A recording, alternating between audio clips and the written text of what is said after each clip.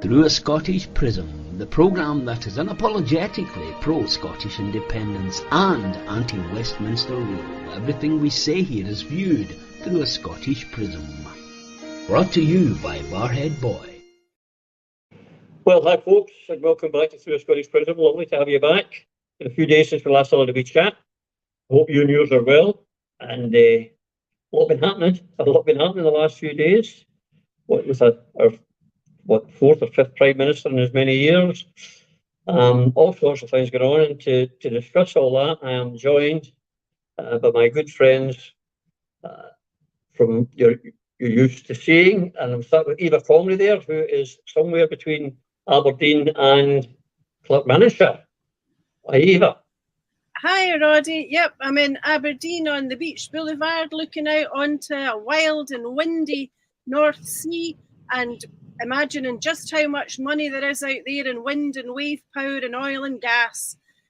As Alex Salmon said last night on the Wee Alba Book Roadshow, which is the reason why we were in Aberdeen, what a country this would be if we could keep our resources for our own good. So good to be here again today, Roddy, and looking forward to a vibrant discussion because there's so much happening that's positive and beneficial for Scotland's future. Quite right too. Also joining us is Yvonne Ridley, who herself is up there in Aberdeen at the Wee Alba Book. Yvonne, welcome, my friend. How are you? Great, but I'm no longer in Aberdeen. I'm back in the wet and windy borders, where the sun is trying to break through, and as Eva said, we've got so many natural resources, and they're just being wasted. But great night in Aberdeen last night at a bar called the Blue Lamp, and it was heaving. It was packed to the rafters. Great crowd, great questions. Alex Salmon was really on form, as was Neil Hanvey. And it was brilliant, and there was a great crowd there. The atmosphere reminded me of the weeks coming up to Indy Rev 1 in 2014. You know, there's a sense of anticipation. Well, I'm sure you're right about Alec and Neil, but I'm sure you and Eva were big contributors as well. I know you would be. And well, yeah, I were also joined from South Korea by the old Coatbridge Cavalier himself, Mr. Phil Boswell. Welcome back, Phil. We missed you last week. Unfortunately, you weren't with us in Stirling. How are you, my friend?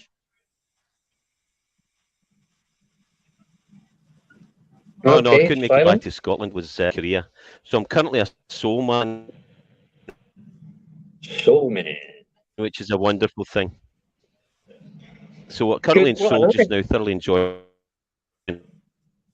life out in Seoul. So let's see what we can do. Hopefully they'll get better as we go on. And I am in sunny Dubai, where I came to see you and greet my new granddaughter, which is to talk about. Beautiful. Oh, you're still here. Good.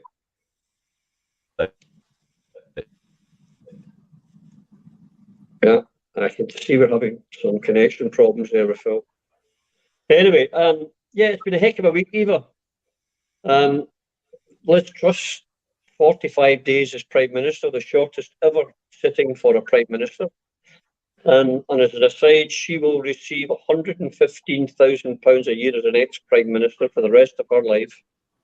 Obscene amount of money for someone who's cost the country billions, who has done irreparable damage to the economy and the markets with her free marketing madness. It's just another reason that, you know, makes me say, how can anyone still think that the union is the best way forward for Scotland? Exactly. An appalling example, to say appalling, especially after her reverse Robin Hood budget, our Chancellor crashing the pound, the markets dictating what would happen to pensions and funds and incomes, inflation well into double figures, shortages of food, people worried sick about fuel bills, a winter of discontent on its way, worrying about people who may not be able to looking at issues in the NHS, innumerable strikes threatened or actual. And, you know, what have we got? We've got an SNP government elected on innumerable mandates to get us out of the union. And their reaction to this is not the reaction that Alex Salmond was talking about in Aberdeen on Friday, where we should have been saying, like the Irish did in the past, Westminster's weakness is Scotland's opportunity. Instead of this, the SNP, both at Westminster and in Holyrood, are bleating for yet another Westminster general election, and they refuse to say whether or not it'll be fought as a plebiscite. And indeed, my own MP, John Nicholson, should hang his head in shame, because he was interviewed the other night, and when asked a specific question as to whether it would be a plebiscite, said, "We will have to wait and see." Well, Mr. John Nicholson and Miss Nicola Sturgeon, Scotland is fed up waiting. Emma Harper MSP had the temerity to lodge a motion in Holyrood the other day demanding a general election. Why the heck is an MSP demanding a general election? She should be lodging a bill in the Scottish Parliament for an independence referendum. You know, they really need to get their heads out, whatever place it is that they're stuck, sand or elsewhere, and start thinking about the mandates on which they were elected and look after the people of Scotland and get back up out of Westminster and start working for this country the way that they were supposed to be doing. One of the things, Yvonne, I find the most ridiculous of it all is a few weeks ago, just 45, 46 days ago, all the Tories, you know, Douglas Ross and all was saying, "Oh, a great choice, our Liz Truss, fantastic choice for the country." And then we did our budget. "Oh, this is a fantastic budget, and you couldn't get better." And it's time the SNP, Scottish Government, got on board and supported this. And then 2 days later, they're all going, "Well, actually, we think it's, you know, this is rubbish, and Liz Truss has got to go." And, you know, the same ones that are against Boris are now talking about him as one of the favourites. Whatever they put in front of them, they'll just say, "Well, yeah, that's the best, that's the best." It's the worst. It doesn't matter who gets in. Scotland doesn't come out of it well. No, not at all. Apart from the departure of Liz Truss, I can exclusively reveal that the person behind the Truss exit is none other than John Nicholson MP. According to a John Nicholson tweet written by John Nicholson is the reason that Liz Truss went. It's an incredible tweet. I mean, talk about the ego has landed. He says, John Nicholson condemns Liz Truss for anti-trans rhetoric. She resigned shortly afterwards. So there you go, mystery solved. It was down to John Nicholson. I mean, you know, this is a guy burdened by his own self-importance, when in fact, as Eva said, these people should be jumping up and down now, seizing on the opportunity of the chaos that's in Westminster and demanding that Holyrood be recalled, that an emergency motion be put through, that, you know, the country is in a crisis. Scotland mustn't get sucked down into this mire, and the case for independence is more urgent than ever. And people would be rallying to the cause. But no, all they're doing is they're obsessed with a general election, which is not going to happen. It's, you know, if there was a general election tomorrow, the Tories would be crushed. So why on earth would they want to vote for a general election? Absolutely, absolutely. I've been saying this for a long while. With an 80 majority and the polls going against them, why would they? And then, you know, it doesn't matter what anyone says. Plus the fact the right-wing press will protect the Tories. We know that. But Phil, you were down in Westminster for a time. And the day before, there was, of course, this farce in the lobbies, where it was never been seen before, they said, where the whips were literally pushing people into the other lobby, and there was fisticuffs and goodness knows what else. It just shows how farcical Westminster is and everything about it. And the sooner we're out of there, the better. Yes, the mask has certainly slipped, and it's not acceptable from John Nicholson and who gave away the game that we don't have a plan. So, Nicola, what is the plan? What's the plan for India? We've been asking for a long time. Most of us are in the position we're in outside the SNP because we know this. And as I've said before, this is a race to the bottom. Regardless of the bad actors, the latest being Truss and Kwarteng, some other patsy with a handsome payout reward and unlimited ego polishing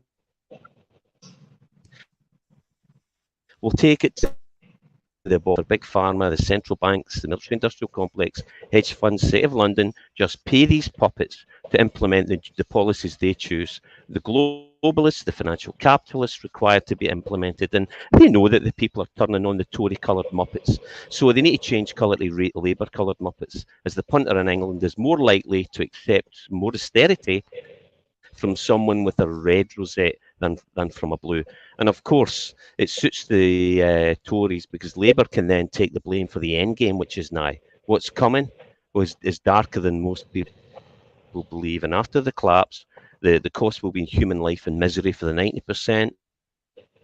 And the benefit will be the 10%, but especially the 1% who make billions out of this human misery. That's about to unfold. So then the Tories can bring their A-team into the resume and to resume the cycle of greed, theft and class war. So don't expect to see top players from the Conservatives coming in and take the reins here. They know it's a ride to the bottom. And remember again, as I said last time, there's more money to be made with a few in a crash than when the economy is doing well. So they'll snap up all the property in business and we'll lose small and medium-sized enterprise, which employ 50% of the people in Scotland. And the corporations will be financing you, heating you, teaching you, taking care of your health and feeding you. And you should have figured out by now, if the corporation is feeding you, you're eating shit. So I see Murdoch as I'm Murdoch and did with Blair the last time this stunt was pulled. It's a disgrace. We should be seizing this opportunity. Well, we should be. We should indeed. Eva, I mean, the front runners so far who've come through to become the new Prime Minister, which is going to be done very quickly. This time it's only going to take a week. And there's a bit of irony in that the Tories are going to ask their members to vote online. And part of that, which is funny, is that the Tory government brought in legislation that does not allow trade unionists to go and strike by voting online. They've got to be in person and vote, but they can bring in a Prime Minister, number 5. But Sunak, Morden, and I find myself shaking my head with it. Boris seems to be one of the, if not the favourite, to be recalled. It is farcical. Well, I suppose it's the usual that we've become inured to. It's one law for them and another law for the rest of us. And they do all they can to hobble, in effect, the working class, those who join trade unions for all the reasons that we know about. The trade unions are the real opposition now, though, aren't they? Because we know that Starmer is just Tory-like, and we know that the SNP are actually no opposition at all in Westminster. In fact, when they're not being ignored, they're a laughing stock. And, you know, it's really pretty awful to see the media hype up this issue around Boris. He's not our pal. We shouldn't be calling him Boris. It's Johnson. He's a liar. In effect, he's a thief. He's corrupt. He's facing another investigation. There's investigations of him that have not yet been fully completed or reported upon. And we're supposed to think that it's okay to even contemplate his potential return as the leader of this, in inverted commas, United Kingdom. Most other countries of the world, if they had been looking at the return of a previous corrupt leader, would be front page news on the BBC and across, all our smart media, where we'd be pointing out how ridiculous, corrupt and illegal their behaviour is. We'd be shouting about other regimes who ought not to be behaving this way, and we'd be talking about how they should be expelled from or censured by all the international organisations. Instead of that, we've got selfies and photos taken sneakily on the aeroplane, bringing him and his family back from Dominica or wherever they were, so that we can see here he is, the hero's return, as if he's going to be the great saviour to get us out of the howk that he got us into in the first place. To to see the SNP shouting about a Westminster election in the midst of all of this, when they should be saying, hold the bus, this is the ideal opportunity for us to say enough is enough. You know, Westminster is pretty well at a standstill as it is. If, as Alex Salmond has said repeatedly, the SNP were to use the Parnell tactics, the SNP MPs with a spine, if there are any, could be bringing that place to a standstill on a daily basis and making Westminster dance to a Scottish jig. Do we seriously think that's going to happen with the likes of Ian Blackford in charge, when all he does is stand up and say, Scotland will not be ripped out of the EU. Oh, look what happened. Paint it on the side of a bus. Stop Brexit. Try and tell the English that they're not allowed to have the democratic outcome of the vote that they supported. You know, it's utter farce. Beyond anything that I suppose anybody would ever have dreamt of in 2014 on the day before the referendum, when we were being told, if you vote yes to Scottish independence, you'll leave the EU. If you vote yes to Scottish independence, you'll be skint. If you vote yes to Scottish independence, your fuel bills will rocket and your oil will run out. Gee whiz, if you could rewind to the 18th of September 2014, how very different I think the outcome would have been. And it's that memory and the knowledge of all those lies and promises that the SNP ought to be doing something about now, today and every day, rather than watching this drama continue to unfold. Yeah, I mean, that's Eva's touched on it there, Yvonne, you know, in effect, Westminster is absolutely paralysed at the moment, but it was paralysed for the 4 months before, waiting on the outcome of the new Prime Minister. There's really nothing been happening down there that would have stopped our Scottish MPs from taking action on independence. Now, back in January 2020, Nicola Sturgeon promised us a Scottish Constitutional Convention. Where is it? It should be called immediately. Well, this is what's focusing their attention. I don't know if you can see that. I've seen off 3 PMs, and this one won't be the last. She said that last week. And this is what they're retweeting. The SNP are retweeting just now. No focus on independence. They're obsessed with Westminster. As we've been talking, that bloated piece of privilege, bleep, bleep, bleep, Boris Johnson has landed back in Britain now. There should be universal outrage, but as you said before, you know, the media will protect him. The Daily Mail are already writing about the dream ticket of Johnson, Sunak. And, you know, just cast your minds back 40 odd days ago. It was Sunak who stuck the knife in to Boris Johnson's back, and by walking out of the Treasury. So whether this is a carefully coordinated evil plan by the old Etonians and who knows, but it is a mess. People are suffering. It's pensioners are still wondering, you know, about surviving the winter. People are waiting for the bills to arrive, and absolutely nothing has been done. If ever there was a time for the Scottish government to launch the lifeboats, now is the time. In fact, the lifeboats are there waiting for us to jump in. The opportunity is there, but the SNP are just so addicted to the power in Westminster that they've lost the plot. And people can sense this, you know, now is the time. But all the SNP talking about independence? No, not at the top, they're not. No. Talking about John Nicholson, he was interviewed on, I think, what do they call it, that green outside the House of Parliament, Eva, and he was saying, when he was asked, you know, will this be a plebiscite? Oh, let's wait and see, he said. What do you want to wait and see, John? Well, I think that encapsulates the whole ethos of the modern day current SNP position. It is abundantly clear that the First Minister's promise in January 2020 of a constitutional convention was another one of these carrots. Interestingly, though, the Constitutional Convention, again in Alex Salmond's words, he says, every nation which has ever claimed its independence has had something like a constitutional convention. It is a key instrument in the political struggle to obtain Scotland's self-determination. You know, away back since before 1320, we've had this issue about the sovereignty of the people of Scotland.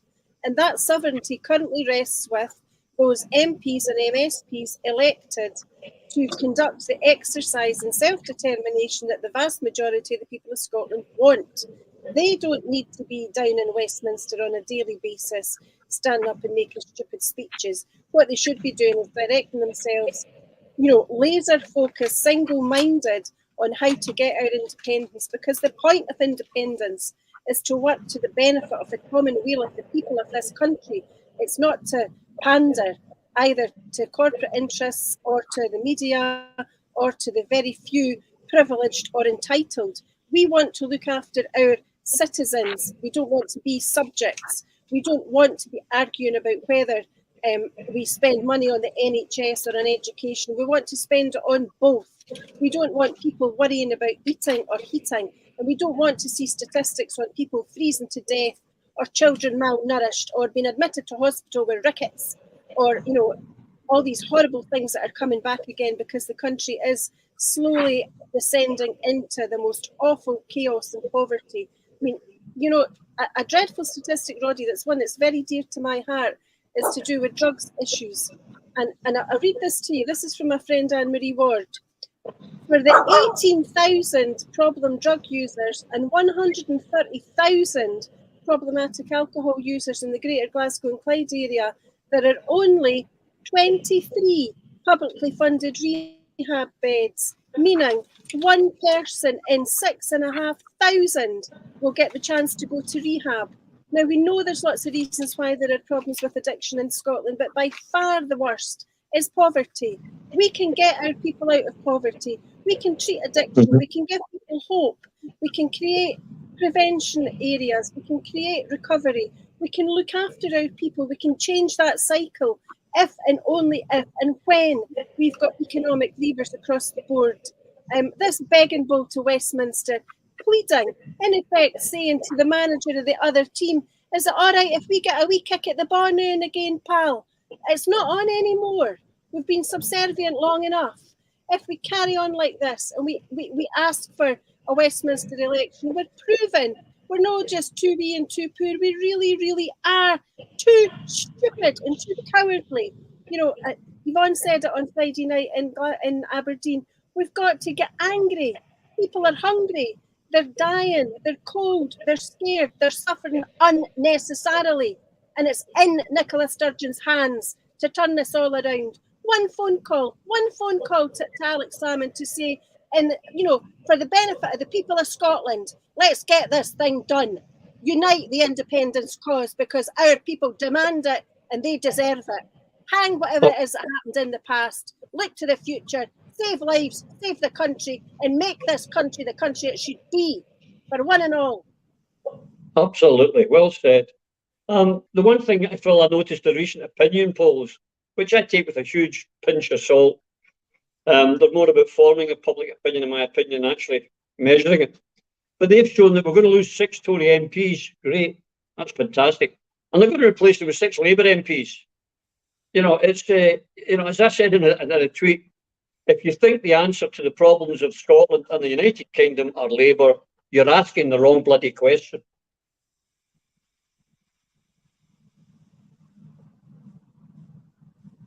You're on mute, Phil. You're muted. You're muted. Yeah, if you're asking if you change out to Starmer and his crew, it doesn't matter. They're not real Labour, the old school Labour. They're really red Tories. It's actually accurate. It's true what it says. It won't change any for the reasons I spoke to earlier. This is People in England are more likely to accept more austerity if it comes from somebody with a red rosette, because they know they're going to get it from the blues and they've had enough and they want something different. They're not going to get anything different. It's exactly the same, and it's designed this way, and it's much, much bigger. Going on with what Eva was saying, it's horrendous. According to the Financial Conduct Authority, about 8 million people in the UK are in deep financial trouble. And Labour ain't going to change this. This is the Financial Conduct Authority study. And that's before this recession and mortgage and rent payment crisis kicks in and the central bank, Bank of England, puts in place a bond selling policy. Check out Richard Murphy on this. The Bank of England have started aggressively selling government bonds, gilt-edged bonds, as a result of quantitative easing to force interest rates up as fast as possible. And therefore, if you've got a mortgage, the bank is trying to break your finances. Now, the Bank of England is supposed to be independent. They're imposing yet more austerity, which Starmer and the Red Tories are going to do on working people through monetary policies. Yeah, we can blame Andrew Bailey, the Bank of England, and Truss and Hunt, politician or rhyming slang you choose in the case of Jeremy Hunt. This is class war.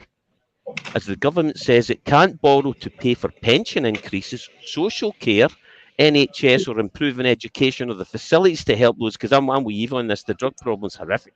And yet it will sell bonds to raise interest rates and hurt the working people further. This is deliberate. Think, people.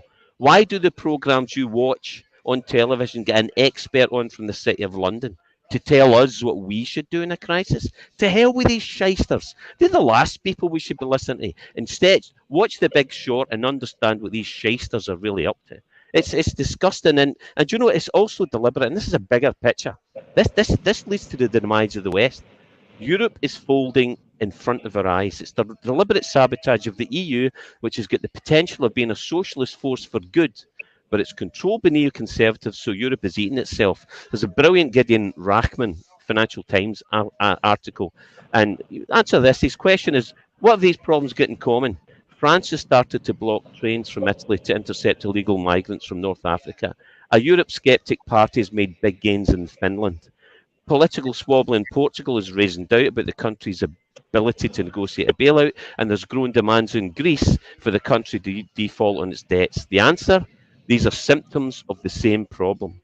The political understandings that underpin the European Union that Scotland and its people subscribe to are beginning to unravel. And these and the socialist hopes, that understanding is a socialist hope we have in Europe for humanity, because with a united socialist Europe, we have a representative power for the people in the global game.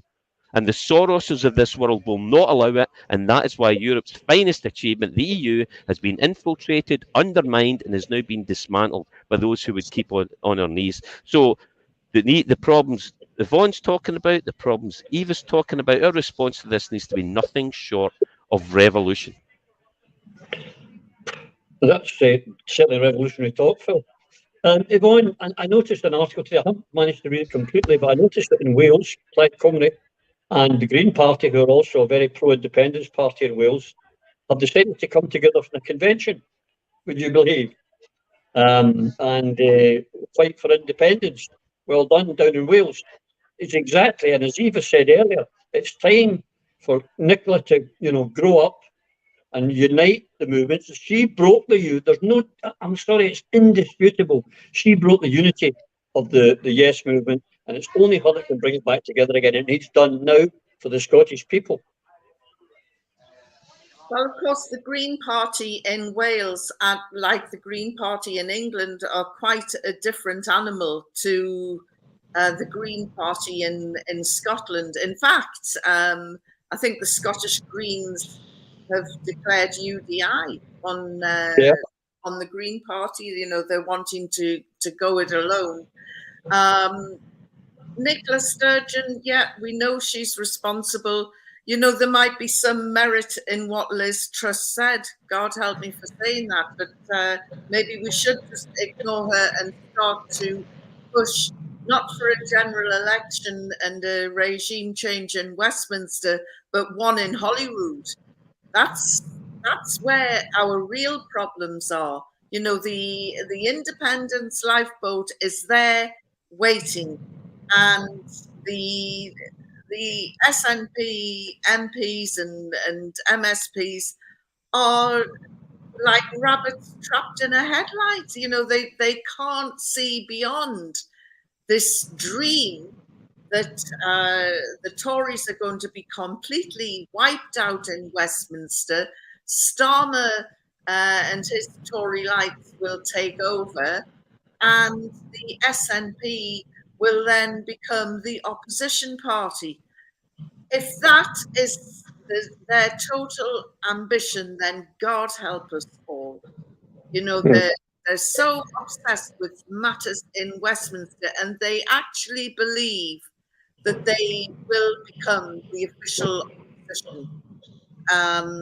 And the next thing you know is we'll have that SNP MP not going for the deputy speaker's job. He'll want the speaker's job. They're trapped in Westminster. They've been completely I said at the conference, you know, they're displaying the signs of Stockholm syndrome. They've been down there so long, they've been completely intoxicated and drugged by the power of Westminster, and they're not interested in Scotland. No, they're not. I mean, as I was saying, you know, and I didn't finish it, my fault. But Westminster corrupts and Westminster is corrupted. They did it with the Irish Parliamentary Party, and they were replaced by Sinn Féin and Sinn Féin Independence. We then sent down the Red Clydesiders. They get corrupted and became lords. The Red Clydesiders became lords. We then said, it's okay, we're sending down the SNP, and they have become corrupted. That's just the fact, Eva. They've allowed themselves to become part of the British establishment. And it seems to me, when Nicola's speaking, she's more worried about offending a demographic that will never, ever support her or the Pledge of Independence. She seems more worried about upsetting them and happy to upset pure independence fighters like us. Absolutely. You know, conversations with Liz Truss about how you get your picture on the front page, front cover of Vogue are a bit of a giveaway. I cannot understand for the life of me why Ian Blackford doesn't see that he's a laughingstock in the House of Commons. You know, they refer to him as the crofter. They laugh at him when he gets up to speak. There's lots of snide comments to his face and behind his back. That's an insult to the people of Scotland. And how he stands up there and says what he says and actually thinks he's having any positive impact beats me. You know, we elect SNP MPs to negotiate and obtain independence. We don't elect them to go down there and get comfy with their feet under the table indefinitely. And the very fact that we've got not only MPs but MSPs calling for a Westminster election before the decision of the Supreme Court is out says it all. If you think about Nicola Sturgeon's exclusive reveal of the referendum date and the process, what she said was, we'll proceed to the Supreme Court. If the decision there goes in our favour, which it won't, we'll have a referendum next October. If it does not go in our favour, the next general election to Westminster will be a plebiscite. So what she's banking on, and John Nicholson's banking on, and Ian Blackford wants, and Emma Harper wants, and every last one of them wants, every one of them, is we don't get a Supreme Court decision. There is a general election. Another 40 odd or 50 SNP MPs go down to Westminster, looking forward to another 5 years on that bus. And then after that, we get the Supreme Court decision. It's a no. And the outcome is Nicola says, I've done my best. It wasn't my fault. We've had the general election. The game's a bogey. And what that means then is we're left to look again at the next Holyrood election, which at the moment would be 2026. And again, looking at trying to get a supermajority for independence supporting MSPs to be elected. None of that process would be necessary had we an SNP Scottish government with gumption and guts and determination to fulfil respectfully the mandates on which they have been repeatedly elected. If they don't have the guts and they don't have the gumption and they don't have the political ability, they should stand aside. Because at the moment, the people of Scotland are not being paid enough. Their cost of living is too high. We talk about fuel poverty. We talk about food poverty. We talk about period poverty. We talk about mortgage interest rates rises, repossessions, debt default, and all of that arises from not having the full economic levers within our own country to do the best that we can by our own people. And those that are elected to achieve that ought to get it done, or get out the road and let those of us led by the man who knows how to deliver get on with it. Quite right. Phil, you've been down in Westminster, you know it operates, and you know there's MPs down, SNP MPs, without naming names, but a big load of them who've never had it so good, who've never earned so much money, never had so many expenses. And it's very difficult to get someone's attention when their salary depends upon it. Yes, they're not going to jeopardise their own position when their salary depends on it. And you're right, they've never had so good.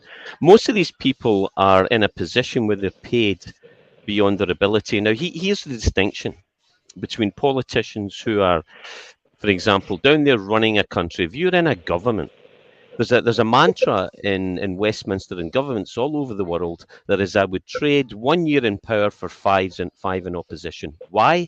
Because you can implement regulations, you can put legislation in place, you can shape the country, albeit for a period of time, but you actually get to govern. The rest of them are just whingers, complaining. That's what the opposition does. They say, oh, we put them in check. Nonsense. Every legislative body has got, say, 13 representatives, and there's a majority for the ruling party. And all they do is vote together, and all your objections are wiped out, all your suggestions are thrown out, and they get to write the legislation they want to write. So what you're doing is just whinging. You're complaining. Now, if you can sell that philosophy to the public and they want to buy into it, then fair enough. But we're wasting our time down there. This is about individuals who, I would say, out of the 56 that went down, I would say about 8 of us, 8, maybe 10 at a push, actually lost money getting in it. Everybody else was on the make and couldn't believe their luck. Most were accidental politicians like me. You know, because we didn't expect to get that. You know, we were getting in, we're fighting for the cause, we'll fly the flag, we'll do it. But I haven't committed to do it. I did it. I walked away from the oil and gas jobs as a commercial and contracts manager. And, you know, I'm not going to, you can't whinge about it. You can't be getting, what, £66,000 or something like that and say, this is a bloody disgrace. What am I doing down here with this pish? It's just not going to go down well, you know. So, but that was the reality, and that there's a number is like, well, I won't name names, but that's how it works. But the vast majority, you're absolutely right. They're quids in, and they're delusional. They think, all right, I've been down here. What the Tory guys are telling me, we're going to go off after this and go into business and get a chief exec role. The revolving doors. The article from Private Eye that I've mentioned several times before, read that. That's how it works for the Conservatives. And for Labour, typically, they would go into government, into a job with the civil service or into the job in local government, and that's how they would get their payoff for their time. And they all get looked after. What they don't understand is that if you're anti-establishment, as any decent, self-respecting independentista should be, and you're certainly labelled with it, whether you believe it or not, then you're I wouldn't say blacklisted, but you are tagged with that brush, and you will find it difficult to get a job. The delusion will think, well, I'm on 66, I'll settle for 40. So what did you do before here? I was a councillor on 15. Is that right? And what other skills have you got? Well, I used to work at McDonald's. Nothing wrong working at McDonald's, but you're not going to get 40,000 a year, mate. You know, stop deluding yourself. They think because they're down there and they're getting this cash, you can't believe it. Oh, this is all for me and a house and the big I am. My ego gets polished. Feed the id. It's a human trait, and I'm not blaming folk for getting on in life. There's nothing wrong with that. Aspiring to get better and do better. But you've got a contract with the Scottish people to free us and get us our independence. You do not go down there and fill your own trough. You go down there and you do what we want, or by God, we'll take you down, and that's what we should be doing. It's quite worrying, Yvonne, that we're no closer than we were on the 18th or the 19th of September 2014. If anything, we're further behind. there's just been no movement forward. And I do not understand why a lot of people cannot see that. Well, you know me, my glass is forever half full. And I think because of the presence of Alapa now, we have given people renewed hope and fanned the flames of independence once again. There's still a lot of good people in the SNP who've yet to wake up that they've been lied to. But when they do, you know, I really do think things will start to move. And those SNP MPs, you know, we voted them in, we can vote them out. It's as simple as that. And as Phil said, you know, they can get back and start doing what they were doing before that they were elected. It's shameful that the people of Scotland are being constantly betrayed, but it's even, I mean, we expect it of the Tories, but we don't expect it from our own. And that's what's happened in the SNP. In fact, at the conference, when we had that wonderful Scottish Prism in Stirling, I asked who had been a member of the SNP, and virtually every hand went up. I'm, you know, of course we'll not find out, but there are rumours that the membership of the SNP is now down to 25,000. If that's the case, and they've still got all these expensive spads on fantastic wages and giving all this bad advice, you know, the SNP will implode soon. And the whole business about a Westminster election is a total distraction, I think, from the party's very real internal problems. Yeah, but Eva, one of the things about the expensive spads that Yvonne's revealing to, the total wage bill for the SNP is 1.2 million a year for those expensive spads. And that's exactly the money they get from Westminster in short money, 1.2 million. So it's in their interest to keep it the status quo, to keep all this big entourage. And to me, these spads are not, you know, they're incapable of selling a drink to a dying man in the desert. They're clueless. They've got no strategic nous at all. I think the difficulty for me, Roddy, is I've lived a life. You know, I've got a profession, I've got qualifications, I've got a business. There are some things that I know a lot about, and there are some things that I know next to nothing about. The difficulty with a SPAD in the main, particularly in the SNP, is they've come up through the ranks. They have little, if any, real life experience, and that's just the way of it. And unfortunately, a similar position has begun to apply to many of their elected politicians. So they become incapable of making decisions based on life experience and at times common sense. I at times think I've got more common sense in my amputated big toe than some of those that remain in power today. So I would tend to the view that politicians elected by Scots, both at Holyrood and at Westminster, would do well to get out on the road with a road show similar to the wee Alba book tour road show and speak to real people about real issues, such as go to Dunfermline and speak to my pal Leanne Tervat about the issues that are affecting her people, you know, her friends, her neighbours, her family. She spoke most eloquently at our conference in Stirling last week about addictions and all the issues that lead to that and arise from that. Others, like Leanne, include those who speak about the need for a living wage.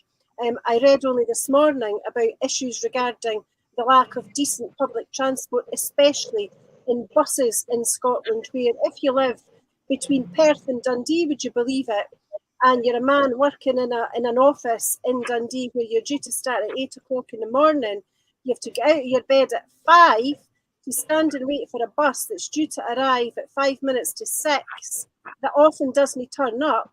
but it's a 5 minute to 6 bus that gets you into Dundee for 6:30, and you have to wait an hour and a half out in the cold for your office to open because the provision of bus services is so poor. The return journey from Dundee to Perth for a different girl but on a similar route, sometimes the last bus doesn't turn up. So she's standing at 10 o'clock at night in the middle of nowhere with no means of getting home. I read about another woman in the same article who works in a pub in Perth, and if the last bus doesn't turn up for her, she's £40 for a taxi. You know, these are the real life issues that are affecting people because the very infrastructure in Scotland is not getting the attention or the investment that it deserves. If you can't get to your work or you can't get home from your work, how are you meant to live? And that's before you get into the realms of cuts to universal credit, issues regarding what is a living wage, what is a decent pay rise, why have we got working people, single working people having to go to food banks? You know, Tommy Sheridan said it here before, Swiss banks for them, food banks for us, working folk at food banks. You know, it's just the modern day soup kitchen. We've still got homeless being fed out on the streets of Glasgow, winter approaching, still no got premises. You know, charities having to look after people because governments, that's Holyrood and Westminster, are failing us daily. You know, I don't understand actually why there is not, as the others have said, outright rebellion and revolution in Scotland, let alone the rest of the UK. What are we waiting for? Our rulers are not doing what they're told. They're squandering money right, left and centre on junk. They're creating third sector organisations to whom they give money and they then employ people who decide who to get that money to rather than going by a direct route. You know, what happened to the laptops that were promised during the pandemic? What about the free bikes that were promised during the pandemic? What about the rollout of, you know, school meals right across nursery, primary and secondary? Where is all that gone? It hasn't happened. Why has it not happened? Because somebody somewhere is making promises that are either uncosted or they're unfulfilled because they've diverted the money elsewhere. And none of that would have had to happen if we were already on the road to independence. And we would have been there if the people of Scotland had done what they were implored to do last year and had voted Alba in on the list. Had they done that, we'd have been sitting there with 16 to 20 less or fewer unionist MSPs and 16 to 20 Alba MSPs. And by God, every one of those Alba MSPs would have had the guts and the gumption to lodge that referendum bill in that parliament and to move it. Yeah, the problem is, Phil, the government, e.g. the SNP, would have been fighting against an independence bill, which is ridiculous. Instead of shouting for general elections, and I mean, I see Nicola's shouting about seeing off 4 prime ministers and she'll see off the next and all this. It's all about her. I mean, who cares how many you've seen off, love? You should be ashamed that there's been 5 British prime ministers, and let's be honest, 5 of the biggest numpties ever. And we have not advanced the cause. I mean, and especially now, the British Union has never been weaker. It's never been more chaotic. Now is the time to strike, Phil. You're on mute, mate. You're on mute. No, you're 100% right. We're kind of repeating ourselves here in one degree. You know that we've been saying this for a long time. What Eva says is bang on the money, and you know, and I'll say it right now. The 20, say you get 20 Alba MSPs. In every political party, at least there's a larger proportion of people in the Alba party who are committed to independence or pushing it. You can't say that for the SNP, or we wouldn't be. And Nicola has failed. This is the definition of failure. Your prime objective. You were handed a mission. This is your mission, said Alex Salmond. If you choose to accept it, you take up the gauntlet. You carry on what we've started here in 2014, and you deliver a Scottish independence. I did a cold-hearted calculation. I did, and it was based on the demographics of who voted, how they voted in that election. And apart from incoming English, mostly English people, 80%, It was 73%, 70 or 73% over 65s voted no, and 73% of under 18s voted yes. So I did a quick calculation because this is what I do, and it said, okay, if nothing else changes in 5 years, just by the way people die, because people die, older people are the ones that usually die, then we're going to get that 45-55 reversed, and we will get a yes vote. Now, that's a cold-hearted statistical review, and in a base level, I'm not an expert, it's just something I did. We've had Brexit. We've had we've had clown after clown with the financial capitalism, the deconstruction of the NHS, that the list is going on. All these things that should be adding to reasons to why our leaders should be jumping at this opportunity, and they should have taken it by now. As the clock went down and as we started to see baby boxes, we thought, okay, good, because we're waiting. We were waiting to see what Nicola was going to do. We saw the stuff Alec did. So what's Nicola going to do? Okay, she finished a lot of the stuff that Alec did, which is great. That's fantastic. But what has she done? How has she taken us from 2014 when she was handed the keys? She was handed the keys, and what did she do? Nothing. We're no further forward. That's disgraceful. I think it's too late now. I think we need to get rid. I think she's. I want rid of her. She needs to go. She needs out. She needs gone.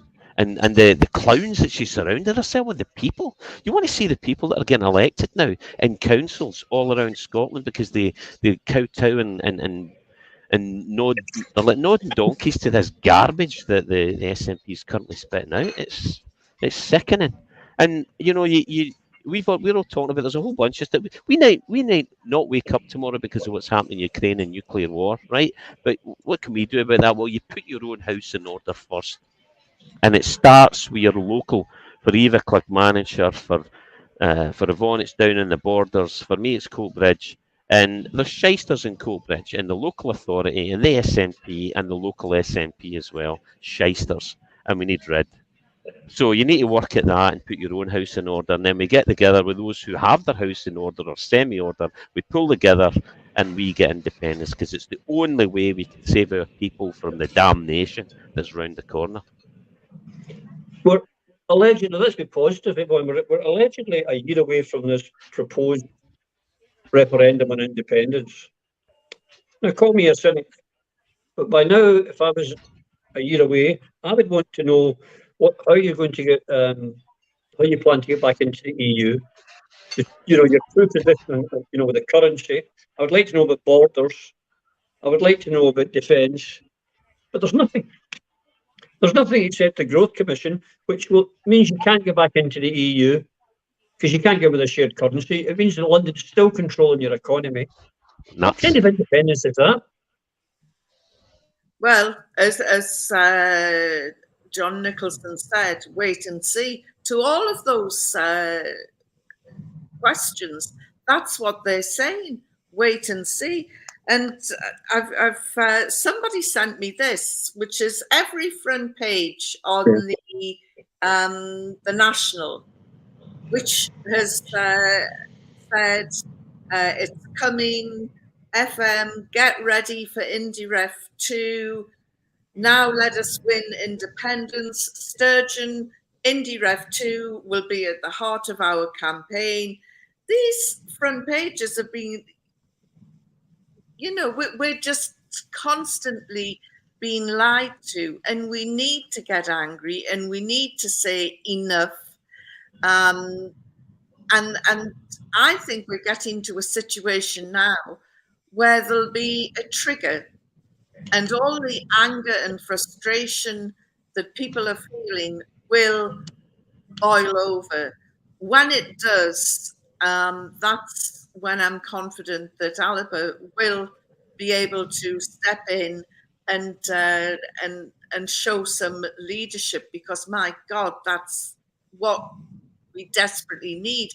The SNP are bereft of ideas.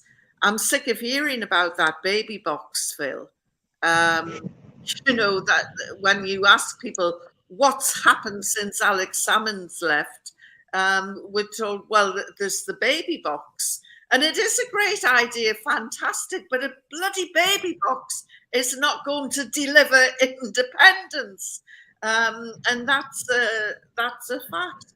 So there will be a trigger. There will be a moment where, and I think we're probably weeks away from it now, where something will happen.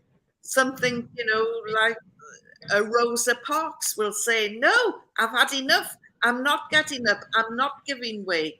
And you know, her act of defiance was the trigger that needed the civil rights movement to explode in America. I'm sure something will happen here where people will say, that's it, we've had enough. We can't believe the SNP anymore. They're so intoxicated with the shenanigans of Westminster.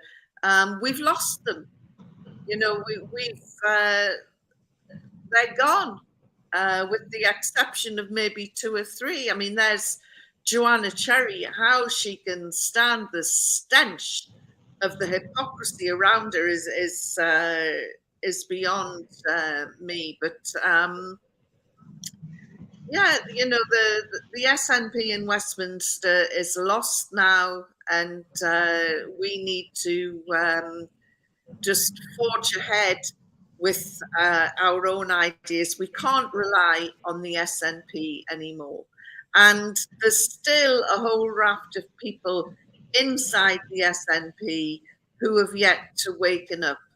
I mean, for me, it wasn't a gradual thing. It happened virtually overnight. And when I talk to people, they say it happened, you know, very, very quickly. So I think that there's still a lot of people inside the SNP who will wake up and just think, yeah, we have been lied to. And they don't have to come and join ALIPA. They can form their own movement. You know, we just need, the independence movement needs to grow. People need to get angry, and we need to push. And Holyrood might be, or should be, our target. Forget Westminster. Just let's focus on changing things in Holyrood. They need a bloody good shock, and I think one's coming. Maybe on that, Eva, what I was horrified today. We've talked about it off and on here about Scotland produces like 97% of its electricity from renewables, and exports 25% of England's electricity to it for a start. But we're going to get rolling blackouts this winter. Why a country that's exporting energy is going to have rolling blackouts? And I hate to sound like a cynic, but I know who's going to get more. Us or London. My money's on Scotland, Wales, and Northern Ireland to suffer the most. That's just a fact. And the north of England. Could that be the trigger? The thing is, Roddy, as I said at the beginning, I'm sitting here on Beach Boulevard in Aberdeen. I'm looking out at the North Sea. The waves are crashing in. It's almost a howling gale. I can see rigs out there, and I can see supply ships, rescue ships. There's oil and gas installations down the coast from here.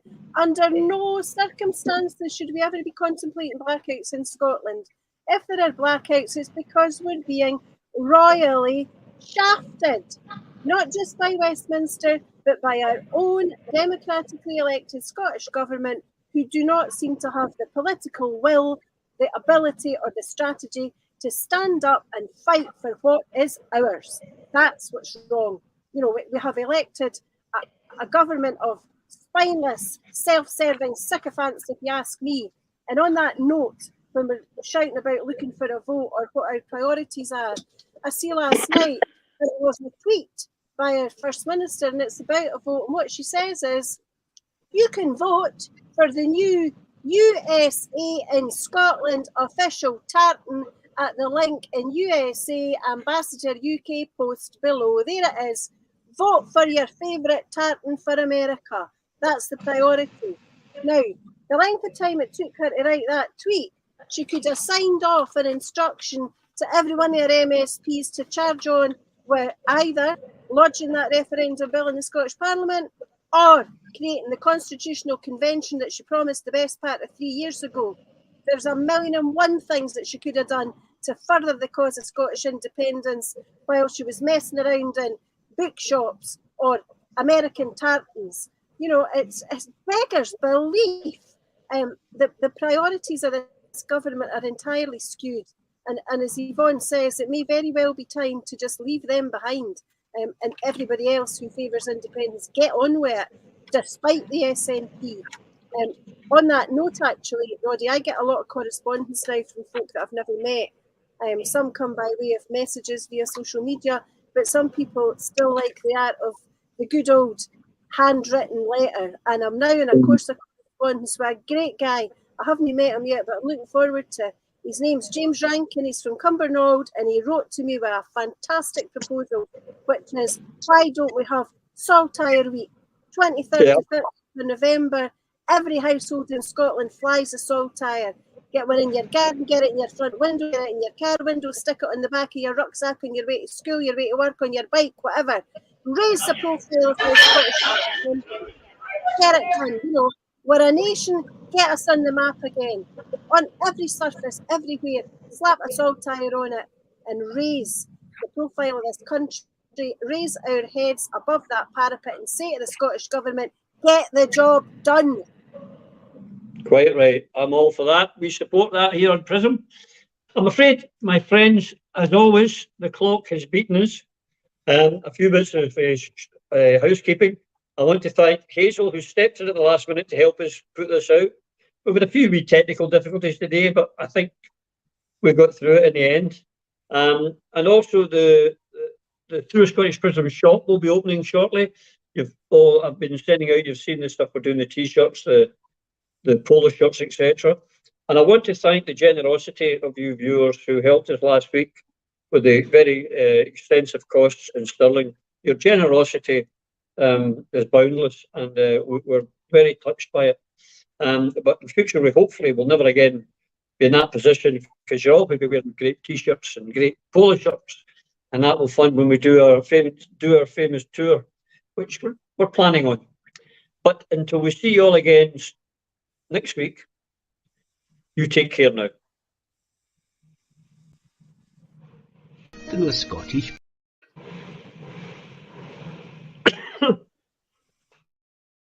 Through a Scottish Prism.